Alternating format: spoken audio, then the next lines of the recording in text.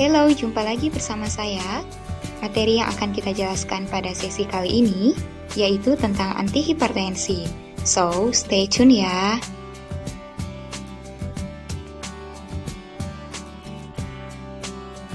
Topik dalam pembahasan kita kali ini yaitu terkait fisiologi dari sistem renin-angiotensin, obat-obat antihipertensi seperti direct renin inhibitor, ACI, dan ARB.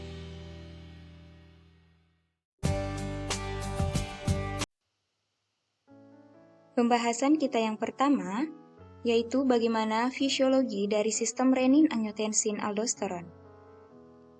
Renin-angiotensin-aldosteron system terdiri dari 3 komponen penting, yaitu renin, angiotensin, dan aldosteron.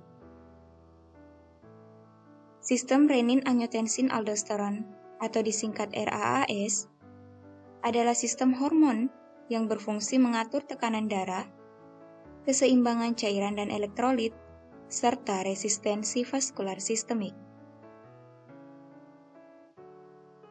Berikut ini merupakan penjelasan terkait fisiologi dari sistem renin-angiotensin. Ketika aliran darah menuju ginjal berkurang atau makulah densa mendeteksi terjadi penurunan konsentrasi Na, maka sel justaglomerular akan mengubah prekursor prorenin menjadi renin dan melepaskannya ke dalam pembuluh darah. Renin plasma melakukan konversi atau mengubah angiotensinogen yang dilepaskan oleh hati menjadi angiotensin 1.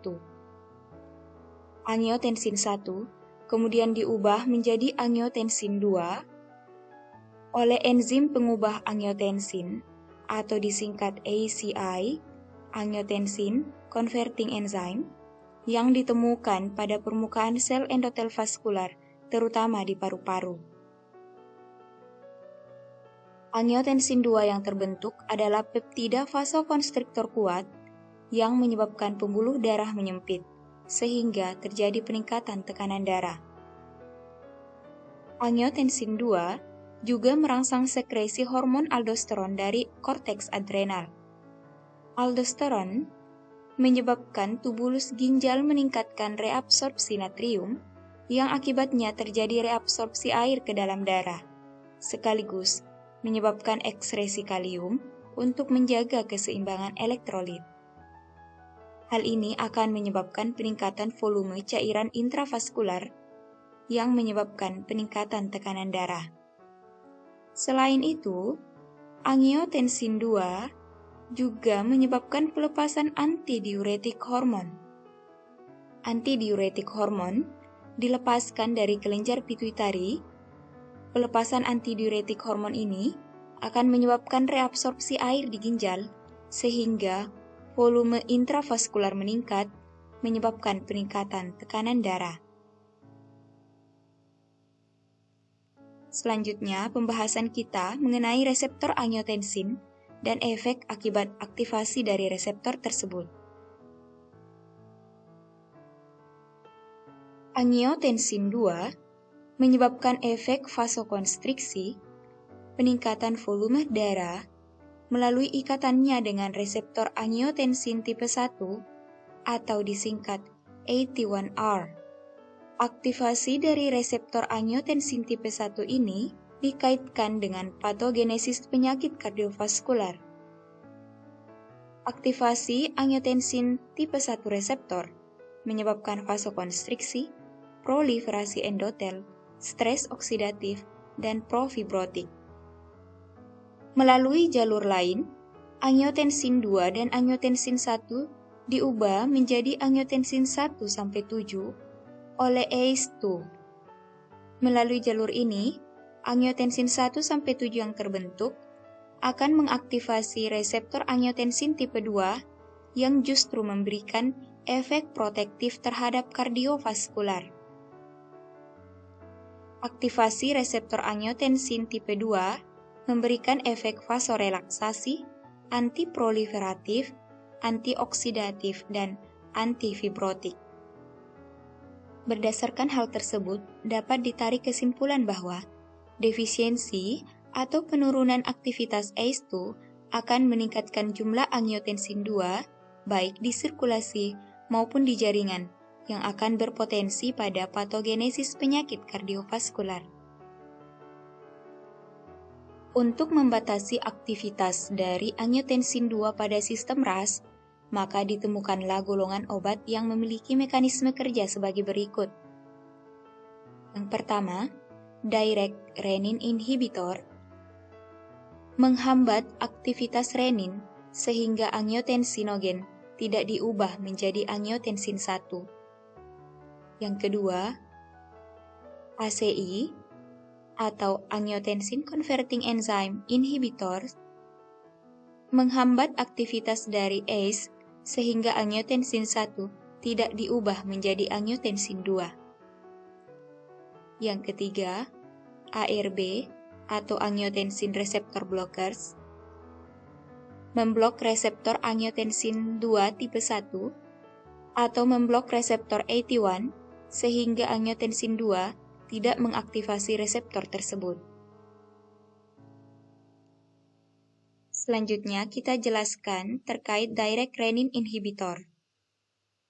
Efek kardiorenal dari direct renin inhibitor adalah mendilatasikan arteri dan vena dengan memblok pembentukan angiotensin 1. Vasodilatasi yang disebabkan oleh direct renin inhibitor menyebabkan penurunan tekanan darah arteri dan menurunkan pre-afterload ventricle. Kemudian, menurunkan volume darah dengan cara meningkatkan ekskresi sodium dan air di ginjal atau menghasilkan efek natriuretik dan efek diuretik. Hal ini dapat menyebabkan penurunan volume darah dan menyebabkan penurunan tekanan darah. Melalui penghambatan pembentukan angiotensin 2, aktivitas saraf simpatis dapat dihambat. Selanjutnya, menghambat remodeling kardiak dan pembuluh darah. Remodeling dikaitkan dengan hipertensi kronik, gagal jantung dan infark miokard. Renin inhibitor mencegah terjadinya hipertrofi jantung dan pembuluh darah pada kondisi tersebut.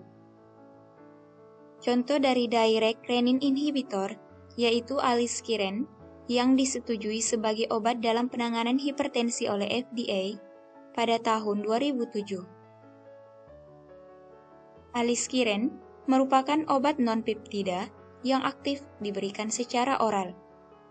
Memiliki tes tengah sekitar 24 jam, sehingga diberikan dosis 1 kali per hari.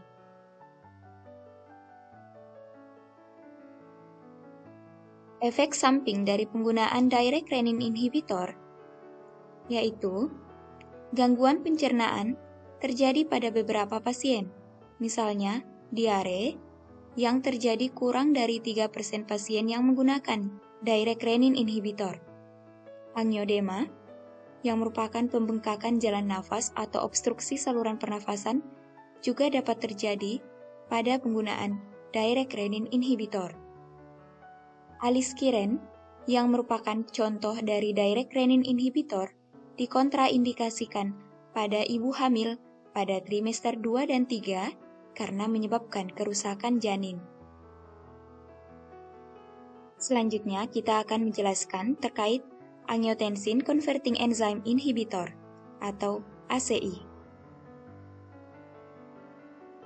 Mekanisme kerjanya yaitu menghambat secara kompetitif angiotensin 1 converting enzyme atau ACE. Efek kardiorenal dari angiotensin converting enzyme inhibitor yang pertama, mendilatasikan arteri dan vena dengan memblok pembentukan angiotensin 2 dan juga menghambat metabolisme bradikinin.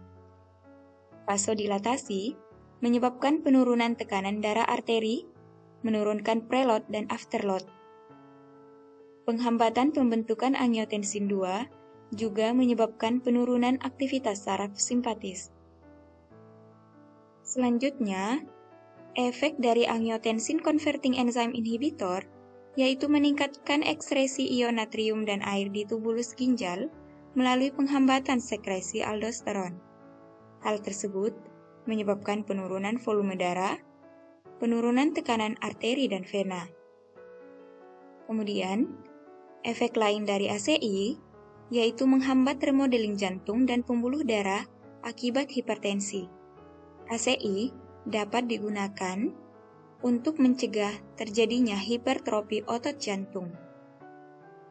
Penggunaan terapeutik dari ACI yaitu untuk penanganan hipertensi, gagal jantung, dan infark miokard. Contoh golongan obat ACI yaitu benazepril, captopril, enalapril, fosinopril, lisinopril, dan lain-lain.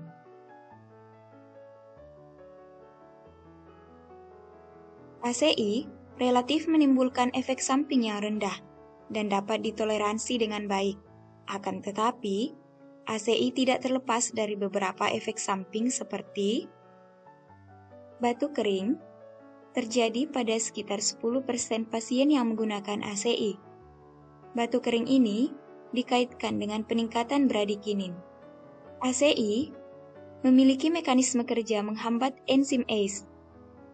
Secara normal, enzim ACE berfungsi mendegradasi bradikinin, sehingga dengan menghambat aktivitas dari enzim tersebut, maka bradikinin akan meningkat. Hal inilah yang menyebabkan terjadinya batuk kering pada beberapa pasien yang menggunakan ACI. Hipotensi juga merupakan masalah utama pada pasien gagal jantung. Kemudian, ACI dapat menyebabkan terjadinya angiodema atau pembengkakan jalur nafas atau obstruksi pada saluran pernafasan. Hiperkalemia juga merupakan salah satu efek samping pada penggunaan golongan ACI. ACI juga dikontraindikasikan pada kehamilan. Yang terakhir, yaitu angiotensin II receptor blockers atau disingkat ARB. ARB memiliki mekanisme kerja memblok reseptor angiotensin II tipe 1 atau memblok reseptor AT1 di pembuluh darah dan jaringan tubuh seperti jantung. Contoh golongan ARB yaitu kandesartan, irbesartan, losartan, valsartan, dan lain-lain. Penggunaan terapeutik dari ARB yaitu sama dengan penggunaan terapeutik pada ACI. Digunakan dalam penanganan hipertensi, gagal jantung, dan infark miokard. Karena ARB tidak menghambat ACE, maka golongan ARB tidak menyebabkan peningkatan bradikinin, sehingga batuk dan angiodema yang dikaitkan dengan efek samping penggunaan ACI tidak terjadi pada penggunaan ARB. Golongan ARB juga dikontraindikasikan pada kehamilan. Terima kasih sudah setia belajar farmakologi. Materi antihipertensi akan dilanjutkan pada sesi berikutnya. Jangan lupa subscribe, like, untuk mendapatkan notifikasi pada materi selanjutnya. See you!